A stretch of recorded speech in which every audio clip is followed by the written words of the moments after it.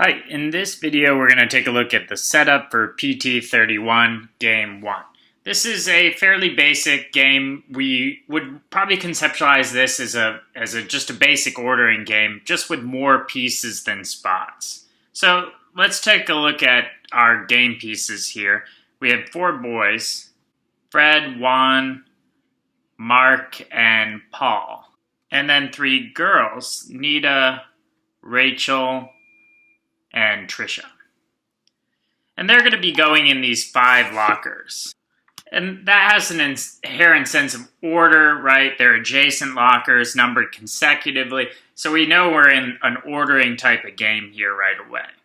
However, the wrinkle here is you have 7 pieces into just 5 spots. So some of these spots are going to have more than one of these game pieces going in there. And it turns out the max is 2. Each locker is either assigned to 1 or 2 children. If it's a shared locker, then it has to be a boy and a girl. So that's a key thing to remember here. And now we know Juan is in a shared locker. So you probably want to draw in advance what that game piece looks like. Juan is a boy, right? So then he's going to be with a girl, and that's got to drop in there somewhere in this order. However, it's not Rachel, so you could put it as N or T there. It's either going to be Nita or Trisha. And then it's probably worth putting that Rachel is alone. So how to do that might be like this. You know, Rachel is not with anybody else. N and T cannot be adjacent, however you want to represent that. N and T is no good. T and N is no good either. And then Fred is definitely assigned to locker 3. So finally we get a piece of good concrete information there. Other than that, this order is really flexible, right? So there's not really any major inferences you can make. There's still all kinds of places that these pieces could go, so trying this game with scenarios is not really going to be fruitful. We'll do an example problem here just to take a look at how you attack these.